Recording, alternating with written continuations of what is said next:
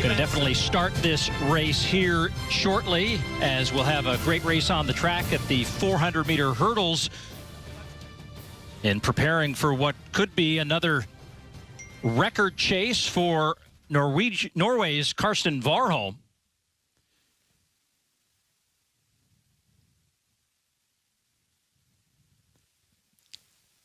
As I bring in Otto Bolden, we prepare for this men's 400-meter hurdles. Karsten Warholm has been the story all season long, and he comes to Rome, again, seeing just how fast he can run. There's a look at him there. And he is having quite the season. These races were all earlier this year. First in Stockholm, the second fastest time ever run, despite hitting hurdle 10, 46.87. Within a tenth, there's the smack of hurdle 10. Despite that, within a tenth of the world record. And then in Ostrava, 47.62, the fourth fastest time of the year. Look at the gap between him and everybody else. That's dominance. And you'll see here, he was stutter stepping really badly over that last hurdle. This is in Berlin, the second fastest time of the year, 47.08. And he has just been crushing fields and, quite frankly, crushing the record books. He has four of the fastest times, the four fastest times of 2020. Yeah, it's remarkable, Otto. I mean, he's now top 5 times of the top 12 in history. He has 5 of those times, and he's more than 2 seconds faster than any other athlete in the discipline so far this year. But I guess the big question comes, like, where does he find that extra tenth he needs to finally break the record? Well, the weather has certainly cooperated today in Rome. The high today was 92, so very warm. I think if he has a flawless race, and that is, don't hit any of these 10 barriers, and certainly he can't have any of those stutter steps, I think we may be in for a very fast performance this evening here in Rome. And Otto, we also see him moving a little bit to the inside of where we've seen him in some of these previous races. Maybe some strategy involved there? Yeah, I believe coaches call this tinkering. So we saw earlier in the year where he would start in the outside lane, and then he moved to one from the outside, and today we'll see him with 2 young men to his outside, maybe thinking that if he's a little bit more aggressive in the early going in the first half of this race, that maybe the outcome will be a world record in this event. Well, what a way to start our evening in Rome with this men's 400-meter hurdles. Again, no crowd in attendance, so very different conditions. And yet, Otto, all season long in these environments, we've seen these athletes do tremendous things. Look, if you're ready in the way that Karsten Warholm has been this year, yeah, the crowd will help, but it's not the only thing you need to break a world record or run very fast. Look at the field now. David Kinzera, the lone American in the field, University of Illinois grad. This is his 11th race since coming to Europe. In lane 8, second from the outside, is Marcio Teles from Brazil, the Ibero-American Championship winner back in 2018. And now the Viking, Karsten Warholm, already with a world best this year. He set a new mark in the 300-meter hurdles. Come on up! Watch this! Come on! And he's warning you, Paul, watch this. He's obviously ready. To his inside will be Ludwig Vaillant of France. He is 5th fastest this year at this distance. He's made the World Championship final twice. Fellow Frenchman Wilfried Hapillot, the 21-year-old in lane 5, was the national champion this year at the meet held last weekend. Rasmus Magi of Estonia, 7th fastest this year, the European Championships silver medalist 6 years ago. Nick Schmidt of the Netherlands, now 3 consecutive national championship titles in this event. In lane 2, Mario Lambrughi of Italy. Normally we'd hear a huge ovation for him from the Italian crowd. And in lane 1 in this 9-lane oval, Konstantin Price of Germany has won the national title in his nation the last 2 years. But all eyes will be on lane 7. Karsten Warholm, again, the mark he is going after is Kevin Young's 46.78, run in Barcelona back in 1992. It's the oldest mark still left on the track in the record books. And of course, people have been asking me, what is he missing? What is missing from his competition? And quite frankly, it's the urgency of having somebody who knows he knows can beat him. But maybe the urgency here will be the fact that this is his last shot in 2020 at this record. Men's 400-meter hurdles. And all eyes on Karsten Warholm out in lane 7, already to the first hurdle and showing strength as he's chasing Kenzera down the backstretch. Well, I certainly like how his first 3 hurdles have gone. He has to keep the pedal flat here and have a really good first half. We know he can finish, and so far he looks very good with just about 250 gone of this oval. He comes off the final turn and safely over another hurdle. 2 to go as he tries to chase down another fast time. Look at the distance between him and the rest of the field, cleanly over the last hurdle, and now it's him against the clock to the line, and just another one over 47 seconds, but another dominant performance by Karsten Warholm here in Rome. Paul, he is living where nobody else has ever found any consistency. That ties his 47.08 from Berlin. And he is now separating himself from everybody else in terms of consistency. He now has 6 of the 12 fastest performances ever in this event. And nobody else shows up even twice in that top 12. So he'll miss the world record. But if you're a fan of this event, you have to be very excited when Rai Benjamin of the United States and Abdurrahman Samba and the others come back to face this guy, Mr. 47 low and below, Karsten Warholm in 2021. Well, he takes down Samba's meet record that was set here 2 years ago. 47.48 was the previous mark. But as we go back and look at this, I mean, he is celebrating, and this was as clean a race as we've seen all season. Yeah, he got a little long in between, but look, this is improv. When you are running the 400-meter hurdles, things are going to happen to your stride pattern. Sometimes you have to chop down. Sometimes you have to reach a little bit. I thought this was a very clean race. 47.08 is faster than just about everybody else's personal best. Faster than just about everybody else's personal best in history. A phenomenal performance by the young Norwegian. And as Kevin Young has said, it's not a question of if this world record is going to go, it's when.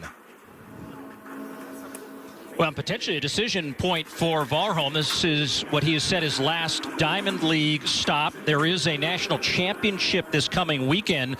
Do you go back onto the track and take another shot at it?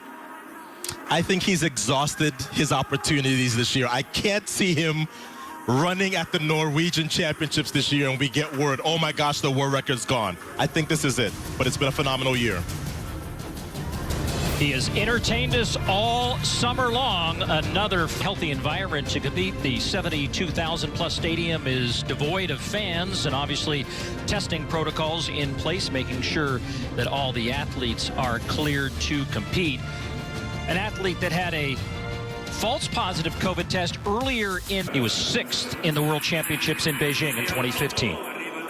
Karam of Kuwait will be in lane 8, the Asian champion last year, the Asian Indoor Championship silver medalist indoors in 2018. Luka Januzic is the 2017 European U23 champion, now 24 years of age. Scotty of Italy will be in lane 6, just 20 years old, so getting a chance to compete at home. From Poland in lane 5, Karol Zalewski 27-year-old now, was part of the World Indoor Championship 4x400 meter team in Birmingham in 2018. Assetti of Italy will be in lane 4. He was on the World Championship final relay with Italy. Newly minted national champion of the Netherlands, Joachim Dauber, is in lane number 3. The youngest in the field, Lukembe of Zambia, the All-Africa Under-18 Games winner 2 years ago. And in lane 1, that's Wesley Vasquez, which we normally see him at the 800-meter distance. In fact, this is only his second 400 meters that's listed in his lifetime database. Ran 46.72 in an earlier race here in September. So this race was diminished a little bit when the world record holder, Wade Van Niekerk of South Africa, elected not to run, and also when the American Kamari Montgomery, formerly of the University of Houston, also withdrew from the start list. So we get a chance to see what figures to be a very competitive race, although I suspect that it will not be particularly fast. Well, Otto, that's been another storyline throughout this year, is there are a lot of high-profile athletes that have just basically taken the outdoor season off, so it's afforded a lot of opportunity for some of these athletes who maybe wouldn't have been able to get a lane in a Diamond League to have an opportunity to compete, and that, I would think, serves them well going into trying to make an Olympic team next year.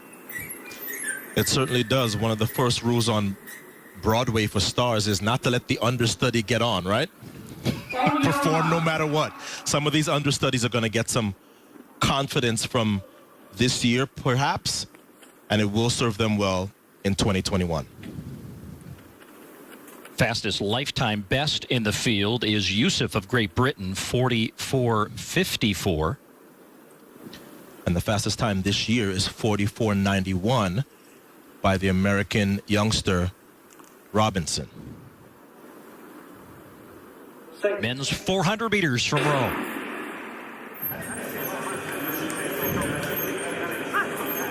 And Yusuf already with maybe a step on Karam of Kuwait, but Karam now closing the gap as they make their way down the backstretch. No real moves being made just yet until you look out here on the outside. That's Karam of Kuwait. So he's done really well through 300, but does he have enough to hold for the last 100? In the middle of the track, that's Zaleski of Poland. Karam, and then between them, Scotty, the Italian, trying to win at home. And does he have a stride at the end? And indeed he does. He catches him.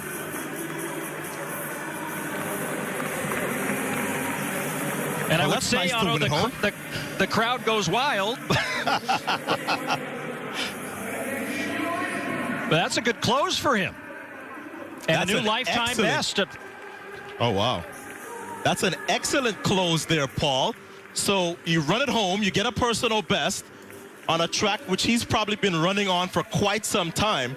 We promised you a competitive race, but maybe not particularly fast. Well, we got both. Karam gets a season's best in 45.25, and he had to run very bravely from the outside, taking the lead at 300. But Scotty had such a phenomenal close that he was able to catch and pass Karam. Look at how many seasons and personal bests in this race, including Dauber, who would finish in 4th, also with a personal best. But Scotty is understandably thrilled at his personal best lap of this oval. On the outside, you see Karam of Kuwait. He has the lead, but he's going to start to tie up, his head going from side to side. Look at where Scotty comes from.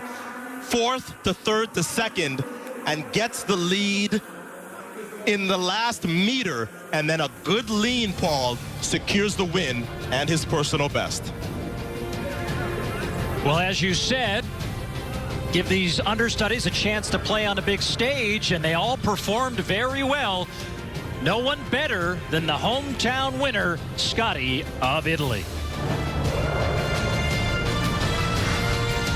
Field women's high jump competition. Yulia Levchenko of Ukraine, 22-year-old, the World Championship silver medalist in London over the bar at 6 feet 6 inches. This was jumping moments ago. Look at her again. It's been really the two Ukrainians dominating the competition in these Diamond League stops. Levchenko, the 22-year-old, and the youngster, Yaroslava Mahuchik, who won silver in Doha. This, her third attempt to match Levchenko. And just nails that one on the way down. So Mahuchik, 3 failures at 6'6", and would bow out of the competition, but would wind up in second. Levchenko here now at 6'7". And an effort over the 2-meter mark, unsuccessful, but Levchenko outlasts teammate Mahuchik, taking the victory here in Rome in the women's high jump.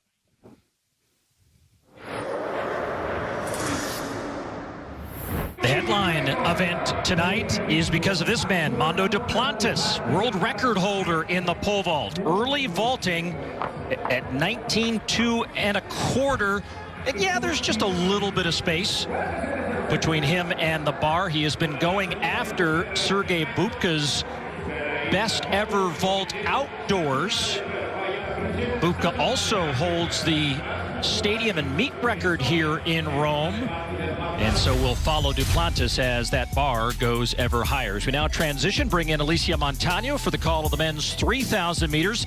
Good Australian contingent here. Stuart McSwain among them. We'll talk about him more in a moment. But a lot of people looking forward to this battle between Jakob and Jacob. And Jakob Ingebrigtsen is the 19-year-old. He turns 20 on Saturday.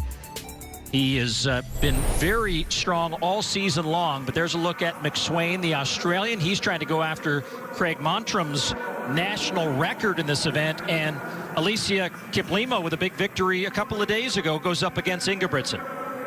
Yes, Kiplimo got an opportunity to run Ostrava, his first race of 2020, where he ran his personal record for over 25 seconds to overtake the race favorite, Baraga. So this is going to be a very interesting race with Ingebrigtsen, the young Norwegian athlete who had an opportunity to power down that home stretch in Monaco to dethrone Mo Farah for that 1,500-meter European record. So we're going to have a great opportunity to see finishing, closing speed.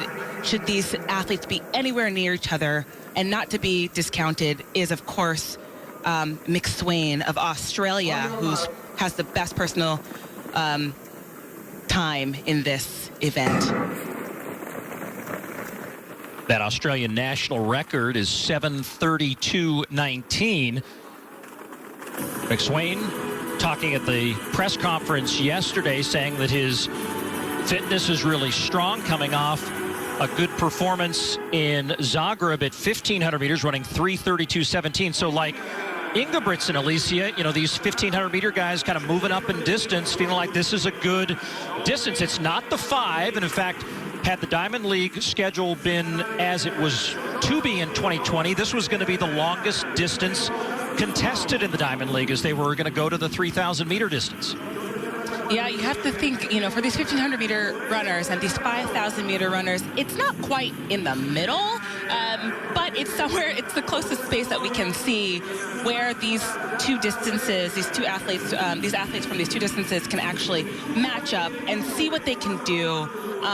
You know, really adding that last mile from it being about around a 2-mile race to around a 3-mile race really does make all the difference from what we're going to see these athletes be able to do when it comes down to that final, you know, 800 meters where they really are turning on the burners. This beginning time right now is all about being able to pace themselves.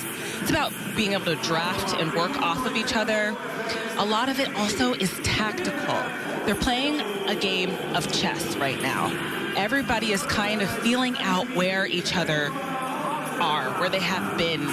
They've had an opportunity to watch each other in previous races. Everybody that has actually been here before, been out on the track this year, I should say, you know, they're kind of showed a little bit of what pieces that they have. But this distance in particular, this 3,000 meter race that we're watching here tonight, we've only got 2 runners in this race that actually has a season best, which means this is going to be a race where anybody has an opportunity to really show what they've been doing all year long. And Alicia, it's a healthy pace so far. They came through 800 meters just a shade under that 2-minute mark. Tobin of Ireland doing the job up front. McSwain right behind him, followed by Kiplimo. Then Ramsden, fellow Australian, teammate of McSwain. And then the youngster, Jakob Ingebrigtsen, sitting back there in effectively 5th position as they come up to the first kilometer in 2:29:55. In that 3rd position, we see Kiplimo, who is a master of patience. He runs so effortlessly. If you see him right now, the way that he's carrying his arms, the way that his legs are moving in metronome, I mean, that is his classic style. So if he, again, is anywhere near the front, when we're rolling into that final 800 meters, he's really going to be difficult to beat. I really think that Jakob Ingebrigtsen needs to make his way. Oh, sorry, there he is right there. Jakob Ingebrigtsen in that 4th position. He needs to make sure that he keeps his eye on Kiplimo, because ultimately, if he doesn't allow himself an opportunity to be anywhere near him, he's going to lose this race. Yeah, a little separation now from Tobin and the rest of the field. Crippa of Italy now moves ahead of Ramsden. Back to the field for a moment. Mondo Duplantis puts the pole in the box, but does not execute an attempt there at 19.2 1/4, 5 meters 85. Trying to get in a rhythm again, absent a crowd in the stands. It's been an unusual thing. Elisa, you haven't competed this year, but to think about what these folks are going through both on and off the track, being absent crowds in these massive stadiums, got to be a challenge just to get motivated and stay focused, because you feed off that energy.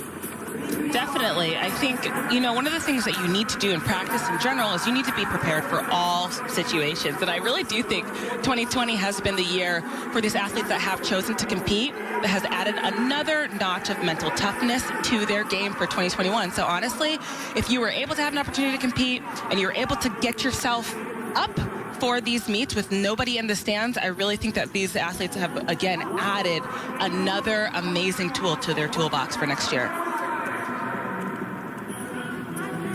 Well, in the that 3 first favorites place position. Sorry to interrupt there, as Mondo Duplantis is coming down for an attempt at 19.2 1/4.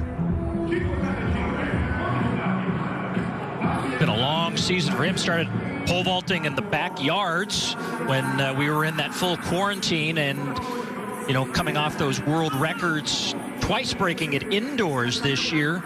He had definitely been looking forward to what the season could have held if the Olympics had occurred as planned. Meantime, on the track, a very fast 2 kilometers complete, and our top 3 all in the mix. That's McSwain in front, Kiplimo, and Ingebrigtsen. Now, Stuart McSwain is looking for an opportunity to run his very best race that he possibly can this year. He has the best time, again, in this field by far. He's run 7:34 over the 3,000 meter distance, and he's looking for an opportunity to put himself in the same conversation with Ingebrigtsen and with Kiplimo, and he's doing that, as you can see right now. He's not allowing for them to dictate the pace. And in these races, again, with it being so tactical, you have to be the one that's playing the mental game in a way that you can break down your competitors. Well, all 3 men within striking distance of their respective national records. We talked about Motram's 7:32.19 for Australia, the Norwegian national record 7:36.85, and the Ugandan national record 7:30.95. As the youngster Ingebrigtsen now moves to the lead, and as he was against Barega a few days ago, Kiplimo is lurking in second.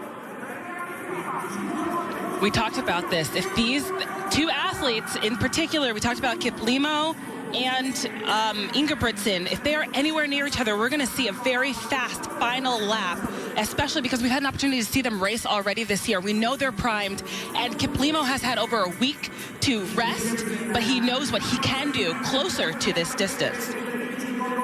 Well, all three men with a chance to take down their respective national records, but perhaps the biggest challenge for them is to try to reach the finish line first. It's Crippa of Italy chasing there in fourth, but off the final turn, less than 100 meters to go. Ingebrigtsen and Kiplimo. Kiplimo now moves to the outside in lane 2, pulling him in with each stride and gets ahead, and for the second time in back-to-back races comes from behind, and look at that time, 7:26.64. A new lifetime best, a new Diamond League record, and a new national record as Kiplimo, Ingebrigtsen, and McSwain all set national records here in Rome. What an incredible finish. We saw the confidence from Jakob Ingebrigtsen in just being able to tap through into that final lap and push that pace, ultimately allowing them to run such an incredible time of 7:26. Again, before this, the fastest time in this field was 7:34, so you have to see 10 seconds bringing that time down for us to watch such an incredible finish. And Ingebrigtsen showed us that he actually is one of these athletes that we can see next year that could potentially run the 15 and the 5.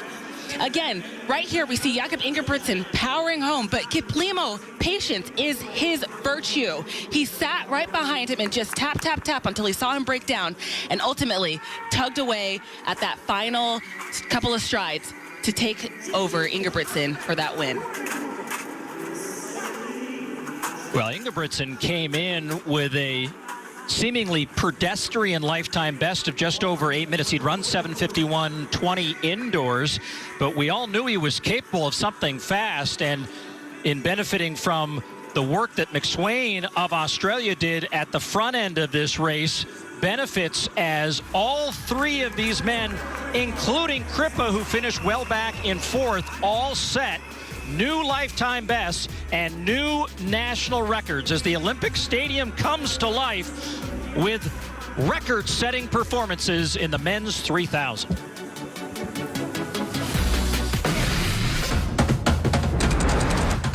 Took down a meet record with an all-time top 10 best performance in the men's 400 meters.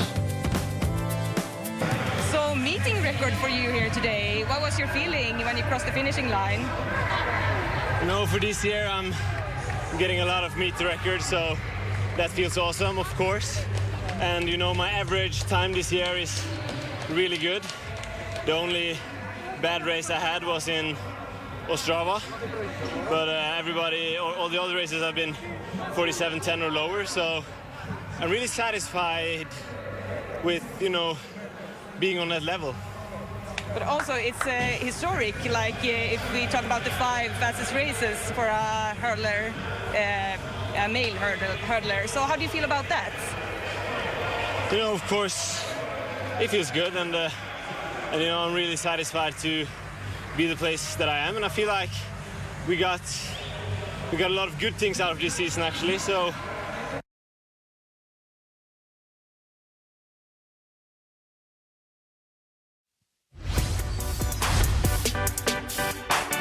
Sorry about the audio drop there, but you got the idea. He's very satisfied with what he's gotten out of this season, and what a year he's had under these circumstances.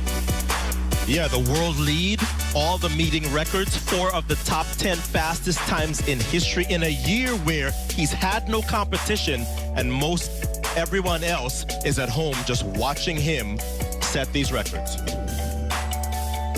Yeah, 2 seconds faster than any other athlete in the competition.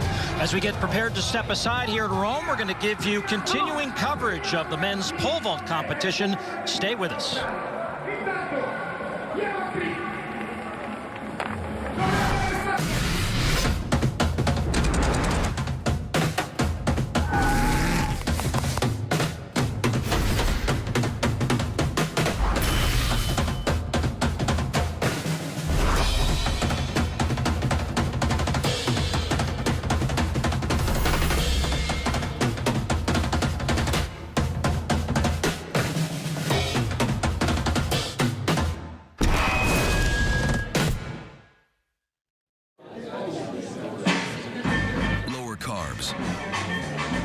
calories, higher expectations. The light beer you've been waiting for has arrived.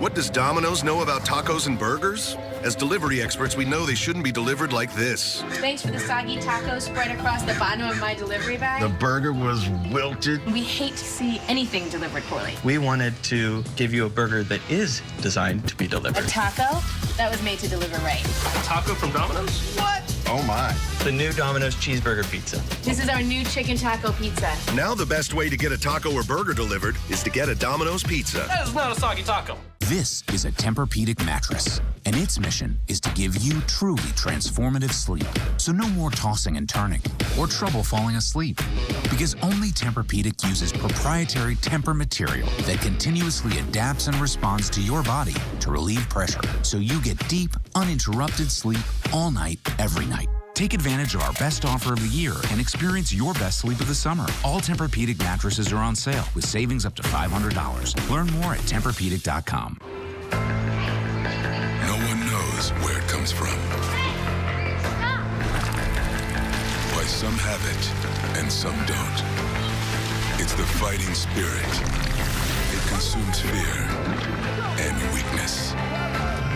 It stands ready to fight whatever shape the battle takes. Because as long as there are battles, there will always be Marines. Gene, did you know Geico is now offering an extra 15% credit on car and motorcycle policies? That's great. That's 15% on top of what Geico could already save you. So what are you waiting for? John Stamos to knit you a scarf? I'll finish, Gene. Enjoy. Thank you. I give. The stitch work is impeccable. That's just a double fleck pattern with a reverse garter stitch. No big deal. Is your hair this soft?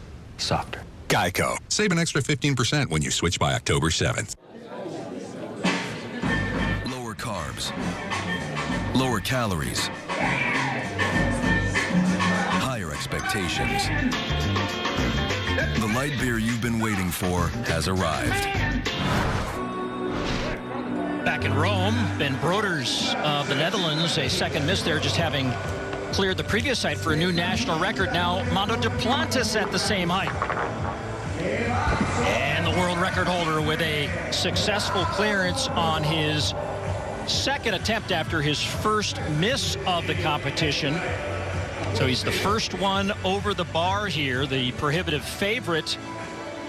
The former world record holder, Renaud Lavillenie, bowed out of the competition earlier on in the evening. So pressure now on Broders and Obena, who both have third attempts upcoming here in the men's pole vault competition. We transition back to the track for the next event on the track, women's 100-meter hurdles. Mette Gravesgaard of Denmark, 4 times the national champion in 1. The University of Arkansas's Peyton Chadwick will be in 2. Cindy O'Feely of Great Britain ran at the University of Michigan in 3.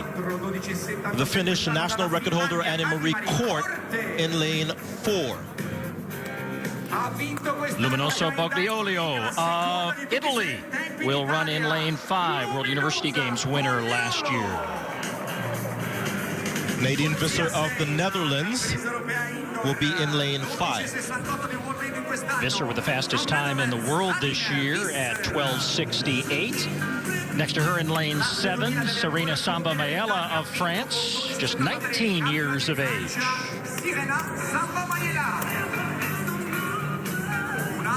In lane 8, Di Lazzaro of Italy, the national indoor champion at 60-meter hurdles indoors of Italy in 2017. And we talked about Chadwick, the American in lane 2, the second American in the field out in lane 9, Talia Brooks from the University of Arkansas. So it's not that many Diamond League races, Paul, that we get 2 University of Arkansas athletes, but here we are with Peyton Chadwick in 2 and Brooks in lane 9.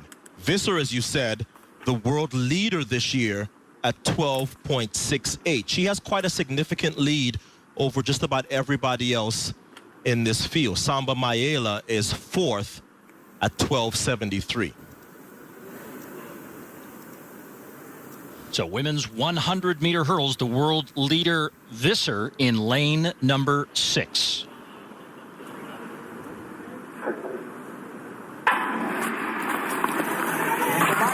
Good start for Ofili in lane 3, but now beginning to pull away is Visser, and will get over the final hurdle and to the line as she will hold off Bogliolo of Italy. 12:72, just a shade off of her season's best, but building confidence here, Otto, with another win, this time in Rome.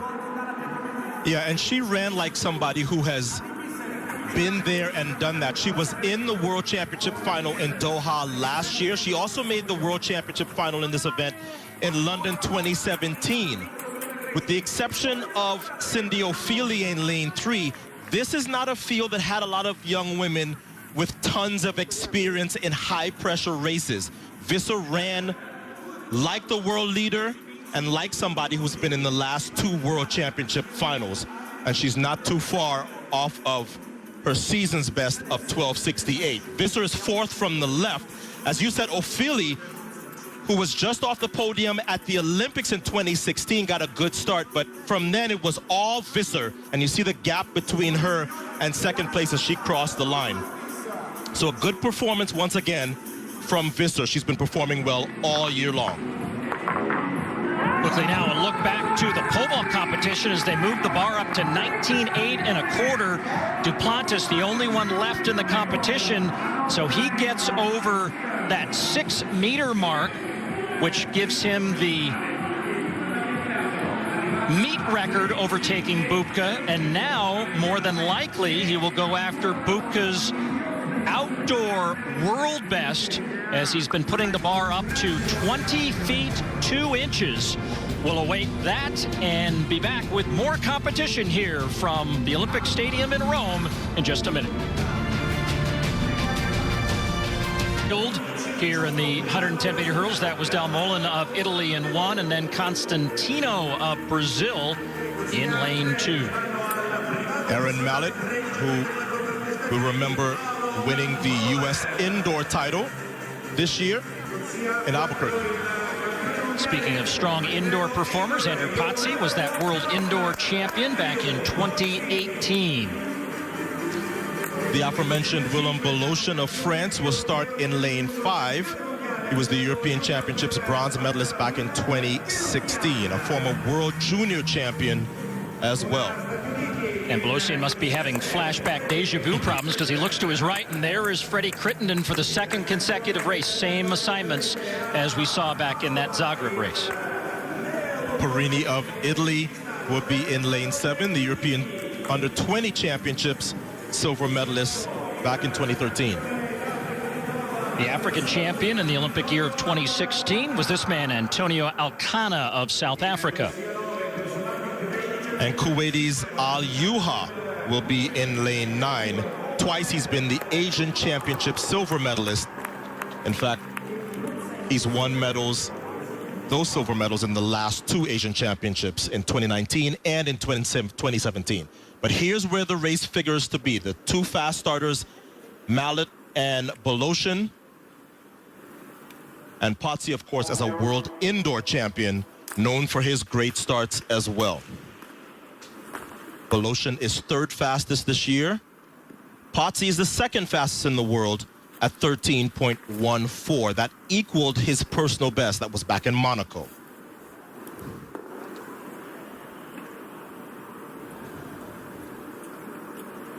So 9 lanes on the track, 9 athletes in the field here in Rome, men's 110-meter high hurdles.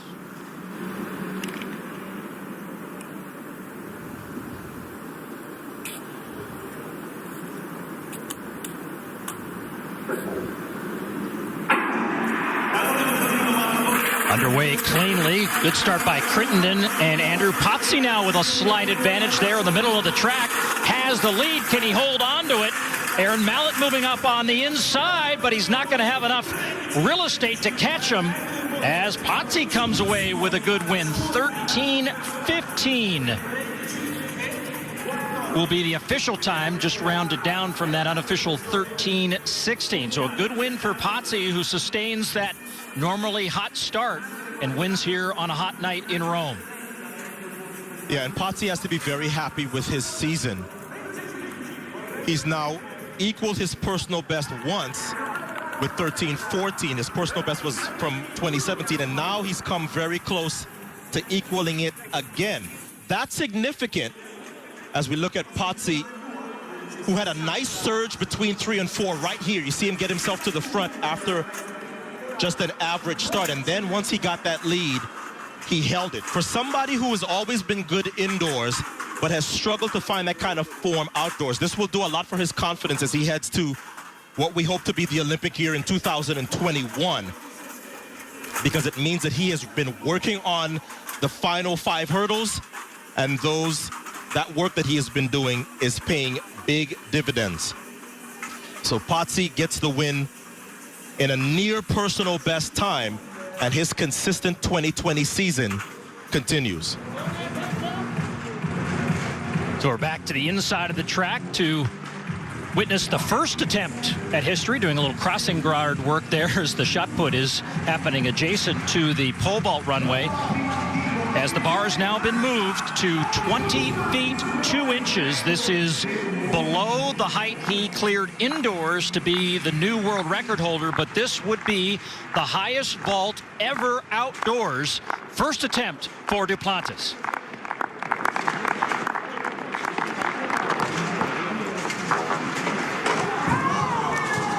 And we were waiting to see if that would come down, and so was he. He thought, oh, I was so close. Look back on it straight away, bright-eyed, but look at the energy he puts into the bar, and he had it. He had it on that one. Lots of Watch hip it height from up above. Oh, no question. Hits it on the chest on the way down. Good news. 2 more attempts. We'll see what happens when we return to the pole vaulting in Rome.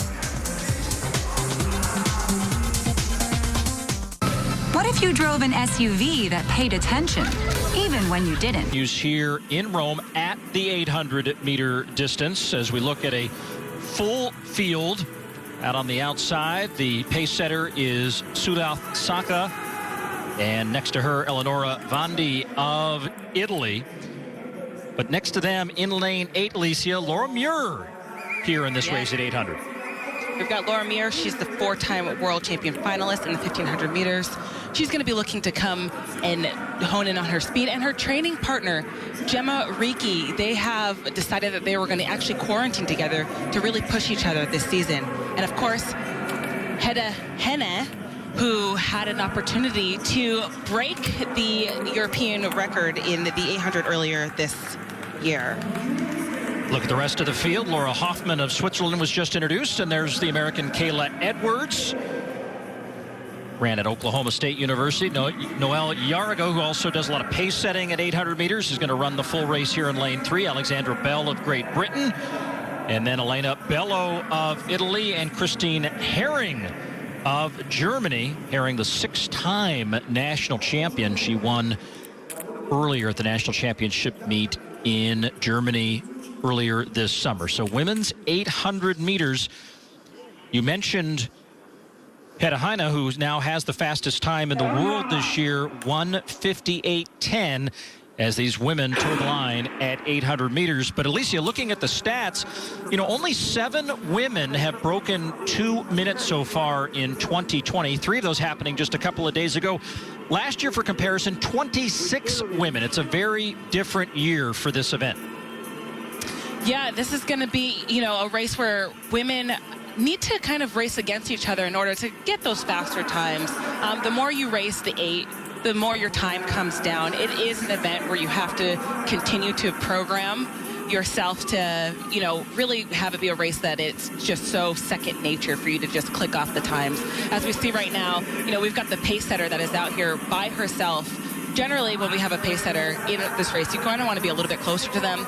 These athletes are still trying to build their confidence. This is a speed sort of threshold event. You want to be able to, speed endurance events, you want to be able to hold that speed for as long as possible. So if these athletes aren't confident in doing that, they're not going to go out with the pace setter so that they tank at the end. 59 point at the bell. No one really choosing to go with the pace setter. Kayla Edwards, the American, now leading the pack from behind, but everybody's in this race behind her. You see Riki and the world leader Heine. They are now stride for stride looking for Laura Muir. She's in the middle of the pack now as everyone's jockeying for position, and elbows are coming out. They basically ran this 800-meter race into the hands of a 1,500-meter runner. They completely decided that they were going to pace this, and anybody who has the endurance is going to be the person that's going to be in this race for this final 200 meters. Now the training partners and roommates side by side. Riki now to the lead. Muir trying to hold on, and Henna of Norway still in the mix. Less than 100 meters to go. Riki, who finished back in the pack when Henna won just a couple of days ago, now comes back and is victorious here in Rome and gets under that 2-minute barrier unofficially 1:59.77. The way that 800-meter was run was a race that was one that we were not going to see a lot of times under 2 minutes. It was a really slow first lap. The pace setter only went out in 59 seconds, and Gemma Riki ultimately closed that in 60 seconds, which is a pace that is not unheard of. So we'll get back to the final results of that race in a moment, but now Mondo Duplantis takes center stage. A second attempt at 20 feet 2 inches. He's a new world best outdoors. Has already broken the world record earlier this year, doing it twice indoors. Second attempt. And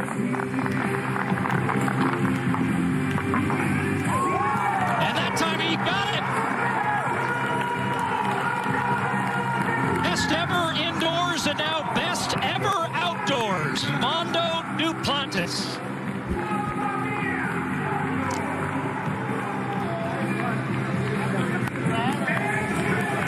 Such great camaraderie, too, in this event group. Otto, I was going to just bring you in here. You know, not only is that a great celebration for the event, but, you know, we are in such good hands as a sport with these youngsters competing at this level. And we talk about Duplantis, just 20 years of age, and now he's broken 2 marks that had stood for so long with relative ease. Think of how much we debated who would inherit the sport after Usain Bolt. None of us thought it would be a pole vaulter, and the way it looks right now, young Mondo Duplantis, who of course spent a lot of time, including at the university at LSU, but represents Sweden, the highest jump ever, outdoors and indoors. What a future he has ahead of him. Bupa's clearance in Sestriere was back in 1994. He's got the mark. The big question is, will I go higher? The bib for Mondo Duplantis, who just set a new world outdoor best, 20 feet 2 inches, and he is elected to end his competition day at that point, but still celebrates, also beats the meet record previously held by Sergei Bubka. Here's the women's 100 now as we get back to the track. Otto Boldon joining me, Anna Borgiorni of Italy in lane 1. Imani Lantico of Great Britain, European champion with Great Britain in the 4x1. Kayla White of the United States out of North Carolina A&T. They've had some great sprinters coming out of that school the last couple of years. Aaliyah Hobbs of LSU,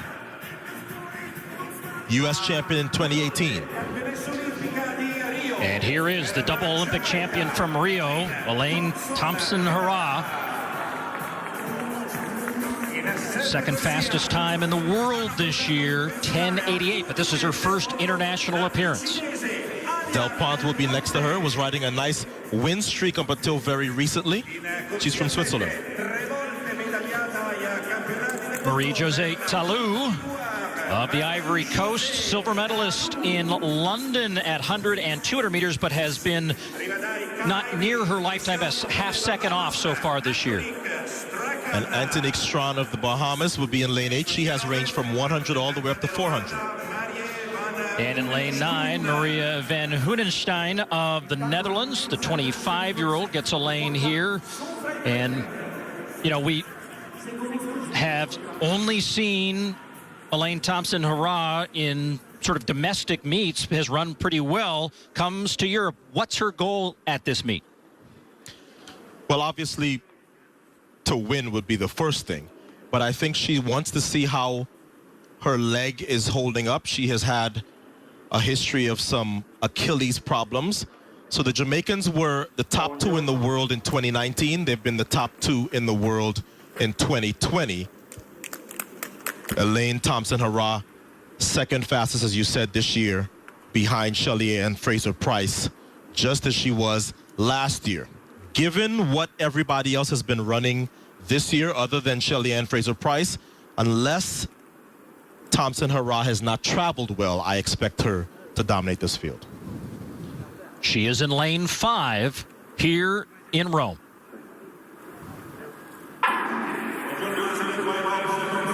Solid start for her, as with Kayla White, who now fades as Thompson-Herah now extends her lead and is going to take the win here in Rome in dominating fashion. And sub-11 she goes, and that, if it holds as the legal time, will be the fastest time in the world this year. Well, she has to be thrilled with that. She surpasses her former training partner, Shelly-Ann Fraser-Pryce, with a 10:85 officially now world lead. And that, Paul, will make the trip worthwhile, because she's obviously at the end of her season. But when she's starting like this, there she is, 5th from the left.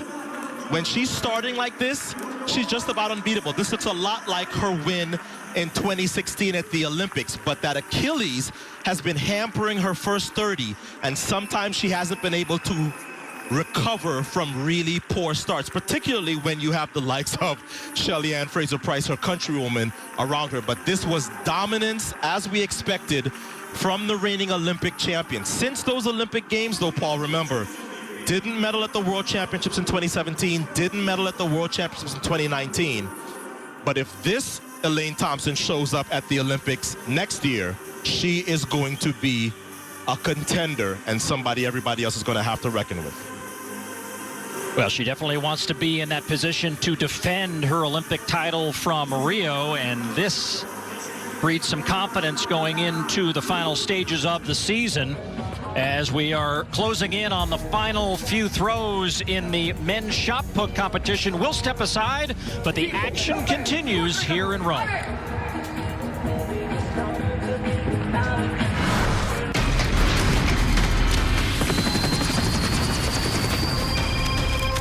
Where are you?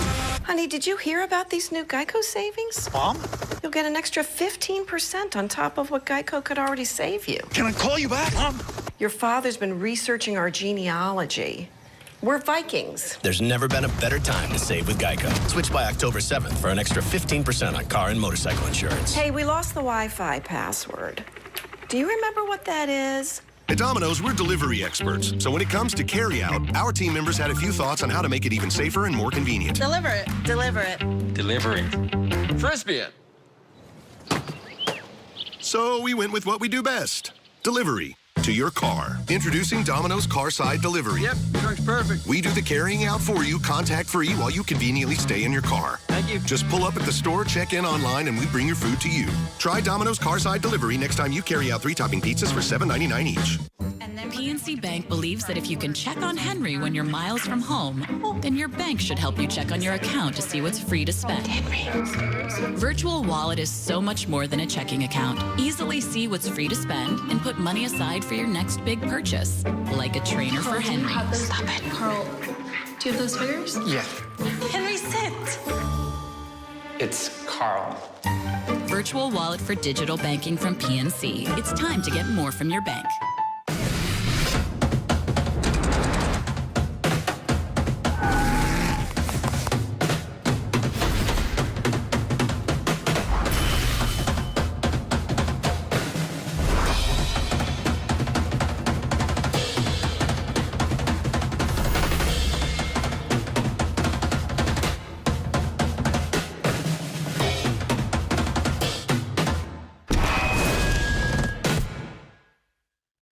This is a Tempur-Pedic mattress, and its mission is to give you truly transformative sleep. So no more tossing and turning or trouble falling asleep, because only Tempur-Pedic uses proprietary Tempur material that continuously adapts and responds to your body to relieve pressure, so you get deep, uninterrupted sleep all night, every night. Take advantage of our best offer of the year and experience your best sleep of the summer. All Tempur-Pedic mattresses are on sale with savings up to $500. Learn more at TempurPedic.com.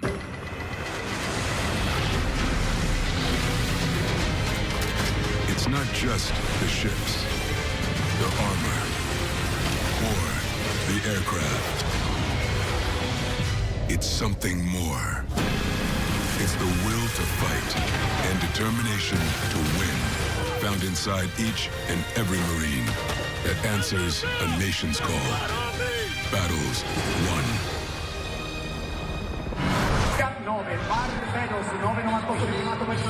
We welcome you back to Rome as we look at the highlight of Leonardo Fabri's final effort in the men's shot put. It is a foul. He had only one legal throw all evening, but it was good enough to give him third position. We're down to the final two throws of the competition, and it's good news for the American throwers here. Peyton Otterdahl is coming up, as here is now Fabry, on his sixth attempt, as that previous throw was Arnaudov of Portugal. And the foot over the toe bar, so he is a foul on his final attempt, and again, good enough to finish in third position. So that'll bring up the two Americans. Peyton Otterdahl will be first into the ring. The younger throwers in the U.S. contingent, 24 years of age, North Dakota State, where he competed collegiately. He's called the runt of the brothers,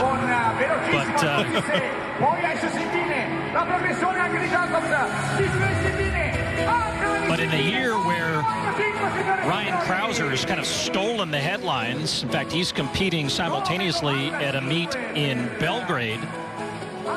He'll be happy to see a pair of Americans 1 and 2 in the Diamond League stop. Sixth throw. And right at the 20-meter mark, and he fouls intentionally, so he will wind up in second. His best effort, 20 meters 85, which converts to 68 feet 5 inches. Well off his season's best. And so Nick Ponzio, out of the University of Southern California, apologies to my Bruin Otto Bolden. But we talk about it again, opportunity to compete. Yes, you may be the understudy even in the U.S., but a win is a win is a win, and he's going to win here today. And that one very close to 22 meters, which would be near his lifetime best. But you can see his disappointment as we look back at the replay. Hits the board and then has the momentum to go over, and knew he had a good throw. He just couldn't convert it in the ring. So that ends the shot put competition. Ponzio and Otterdahl 1 and 2 here in Rome. Let's go back to the track now. Men's 100 meters. Mahamadou Fall of France in lane 1, and here is Cissé of Ivory Coast in lane 2. And next to him, Michael Rogers, who outleaned him for the win earlier this week. Michael Rogers, a best of 9.85, one of the fastest Americans ever. He'll be in lane 3. One of the Italians in the field, Lamont Marcel Jacobs, 25 years of age. He is the reigning national champion. In lane 5, Akane Simbine of South Africa. He had the world lead early, but he has since lost it to Michael Norman. Here is Filippo Tortu in lane 6. The Italian was 7th in the World Championship final. The Jamaican Julian Fort will be in lane 6. He's run well this year, 10:03. And from Germany, Dennis Almas. He is also a national champion. And rounding out the field in lane 9 from Barbados, Mario Burke, 23 years of age. His personal best under 10 at 9.98. He's only run 10:32 this year. So, Otto, in this field, with 6 of the athletes with lifetime bests under 10, only Simbine has gone under 10 this season. That was back in April. Why has it been a challenge for the sprinters this year, maybe more so than other events? Quite honestly, I think it's a lack of motivation. When you knew that the Olympics are not happening, I think everybody sort of geared down in their training. Not our friend from Norway, but everybody else. But I expect that this is going to look a lot like earlier this week when we saw Cisse and Rogers battle to the end. Simbine's capable. I just don't know if he's in that kind of shape still. It's late in the year for him. Simbine in the middle of the track in lane 5. Rogers in 3. And keep an eye on the Italian Tortu in 6. And right away, Cisse with a good start, but in the middle of the track, here comes Simbine, and he is going to get to the line with the win as he overtakes Cisse. I think Tortu comes up for 3rd, and it will be a sub-10-second performance, currently 9.95 unofficially for Simbine. Good win for him. So Simbine had started to have a little bit of a dip in form in 2020. Clearly, he went back home and sharpened back up. And poor Cisse, he's had 2 races this week. He's second from the right in the orange. He's had 2 races this week where he has had this kind of a lead and been run down at the end. Well, it didn't last till the end here because Simbine caught him early, and Rogers did not have a good run today after catching and passing Cisse early in the week. This was all Simbine in the middle of your screen. The South African who, as I said, had the world lead early, then had a little bit of a dip in form. He came back here in Rome and put this field away in the middle. He had 1 left to catch here, and Cisse did that and then strode to victory here in Rome. Yeah, Cisse can figure out to put a last 10 meters together. He would have been definitely in there for the win, but Simbine showed patience. Tortu, so clinical in his style next to him, too, the Italian.